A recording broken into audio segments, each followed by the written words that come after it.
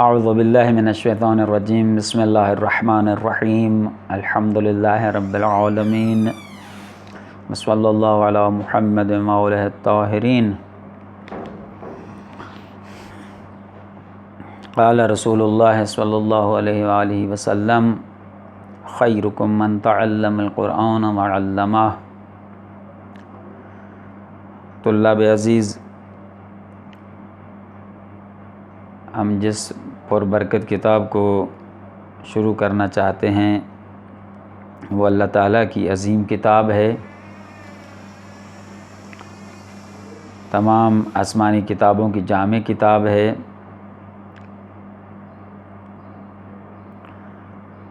جس کو قرآن کریم کہا جاتا ہے۔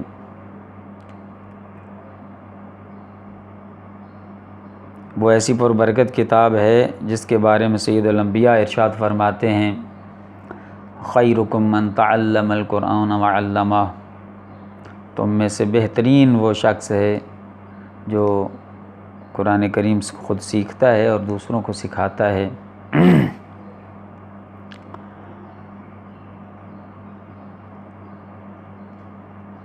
دوسرے مقام پہ سید الانبیاء کی حدیث ما من مؤمن ذکرا او انثی حرا او مملوکا الا وللہ علیہ حق واجب ان یتعلم من القرآن۔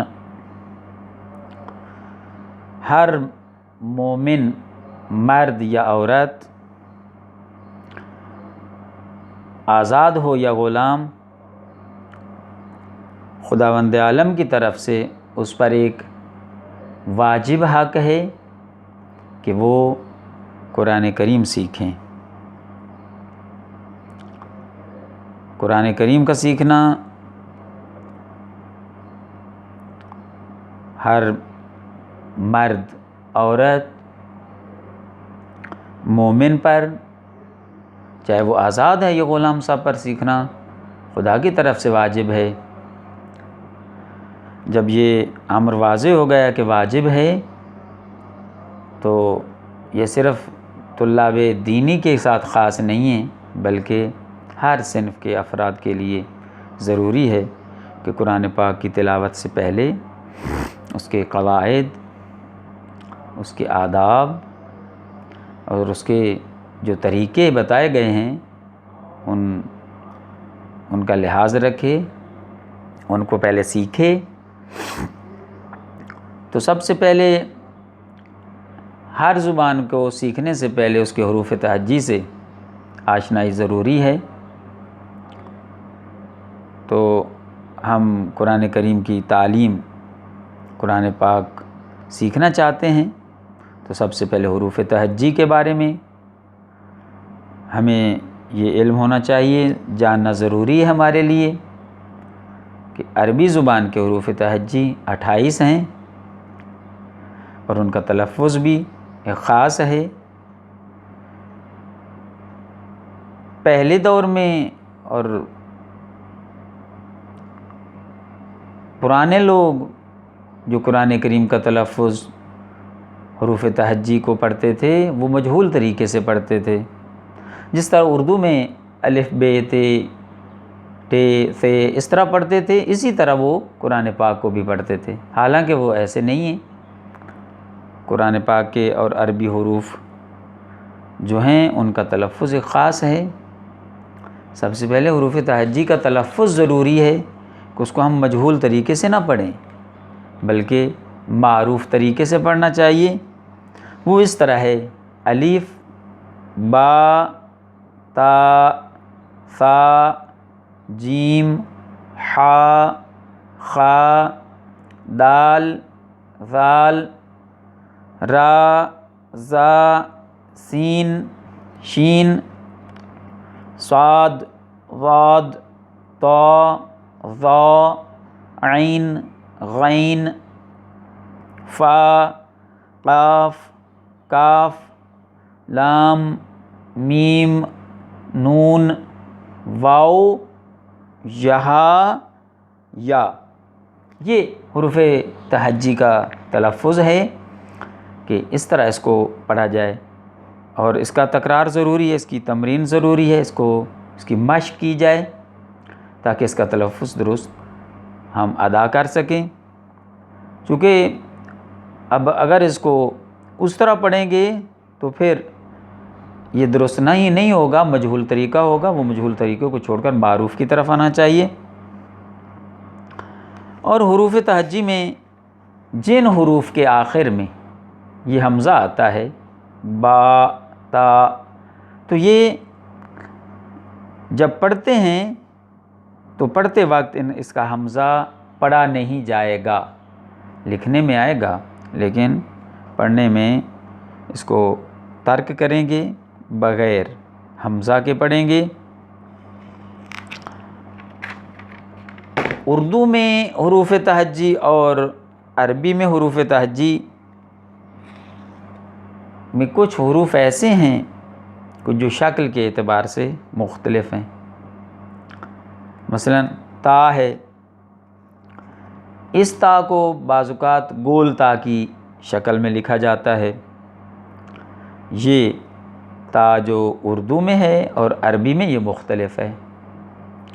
دوسرا حرف ہے کاف، یہ کاف اور جو اردو میں کاف لکھا جاتا ہے یہ مختلف ہے، لیکن جب عربی میں یہ کاف لکھیں گے تو یہ لام کے ساتھ اس کی مماثلت ہو جاتی ہے، شکل کے اعتبار سے لام جیسا بن جاتا ہے۔ اب اسے جدا کرنے کے لیے اس کاف کے اندر ایک چھوٹا سا حمزہ کی طرح، حمزہ جیسی شکل کا ایک وہ لکھا جاتا ہے، اس کے اندر ڈالا جاتا ہے، وہ لکھا جاتا ہے تاکہ یہ کاف اس لام سے جدا ہو جائے، لام نہ سمجھا جائے بلکہ کاف۔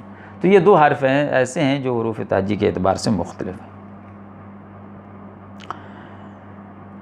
اس کے علاوہ اردو میں جو حروف تہجی ہیں وہ اور جو عربی میں حروف تہجی ہیں، ان میں کیا ایک جیسے ہیں باقی حروف یا مختلف ہیں؟ تو یہ بھی ایک اہم نکتہ ہے۔ عربی کے حروف تہجی 12 مختلف ہیں اردو کے حروف تہجی سے، باقی 16 ایک جیسے ہیں۔ یہ بھی ایک اہم نکتہ ہے، اہم پوائنٹ ہے، یہ بھی جاننا ضروری ہے۔ اس کے علاوہ قرآن کریم کے کل سورہ، چونکہ ہم اللہ کی کلام کو، اللہ کی کتاب کو، اس قرآن کریم کو ہم سیکھنا چاہتے ہیں، تو حروف تہجی کے بعد ہمیں یہ بھی علم ہونا چاہیے کہ قرآن کریم کے کل سورہ کتنے ہیں۔ تو 114 ہیں سورہ، قرآن کریم کے کل سورے 114 ہیں،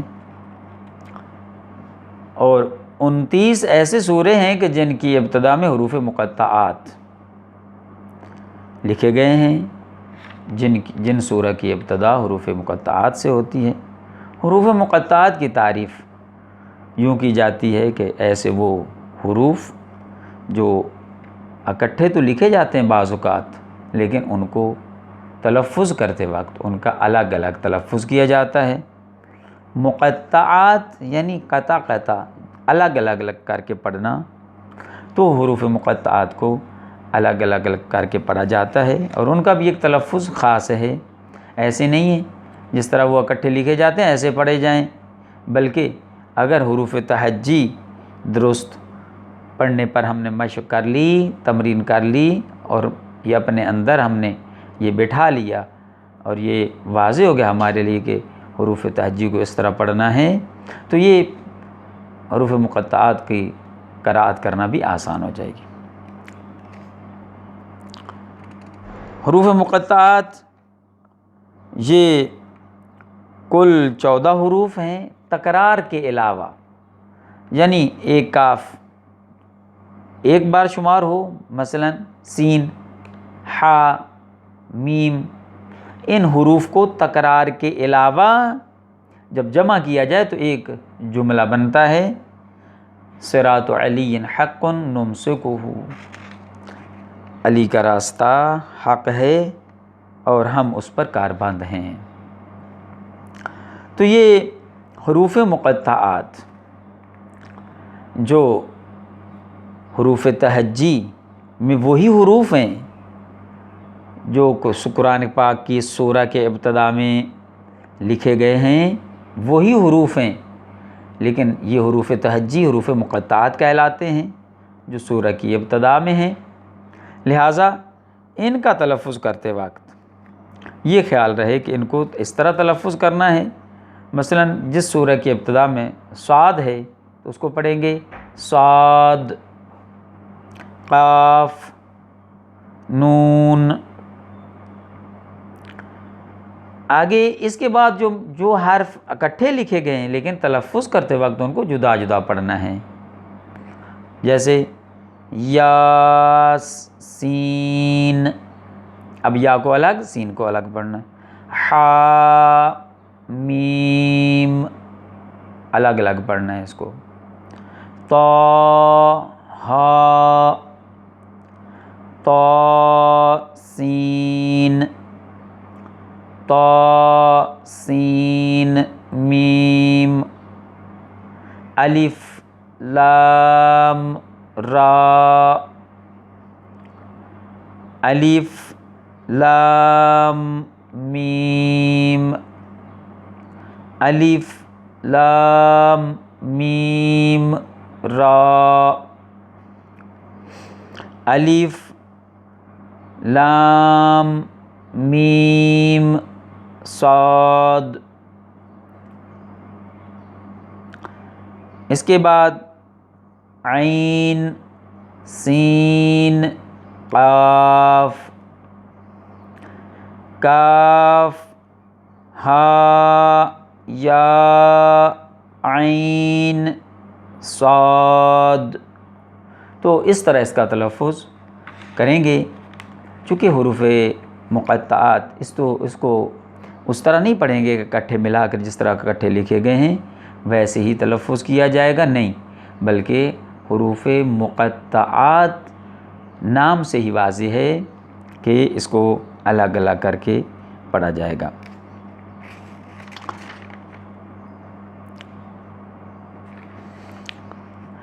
اس کے علاوہ ایک اہم پوائنٹ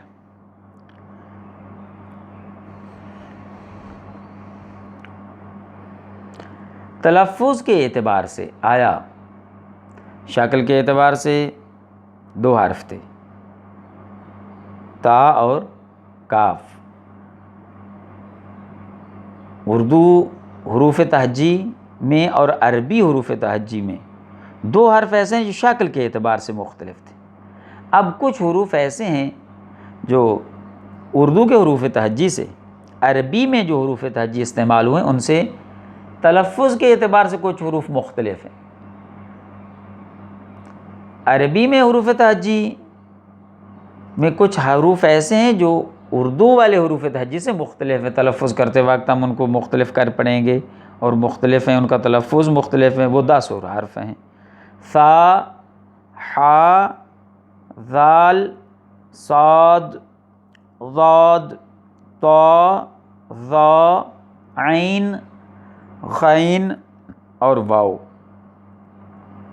یہ کچھ حروف ایسے ہیں کہ جن کا تلفظ مختلف ہے۔ تو خلاصہ، آج کے درس کا خلاصہ یہ ہوا کہ سب سے پہلے قرآن کریم کی تلاوت کی اہمیت جو کہ واضح ہے رسول خدا کی حدیث سے اور ائمہ معصومین علیہ السلام کے احادیث کی اس حدیث کی روشنی میں قرآن کریم کی تلاوت کا اجر و ثواب اور اس کو سیکھنا، جس طرح کہ سید الانبیاء کی حدیث ہے خیرکم من تعلم القرآن وعلمہ، اس اعتبار سے کسی علم کے بارے میں یہ حدیث وارد نہیں ہوئی جو قرآن کریم کے سیکھنے کے بارے میں اور قرآن کریم کی تعلیم و تعلم کے بارے میں وارد ہوئی ہے۔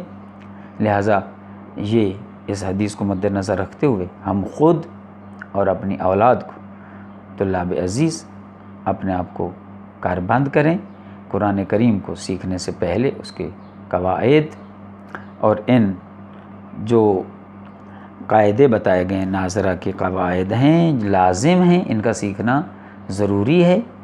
ان کی تمرین کریں، مشق کریں تاکہ ہم انشاءاللہ قرآن کریم کی تلاوت اچھے انداز میں کر سکیں۔ صلی اللہ علی محمد و آلہ الطاہرین۔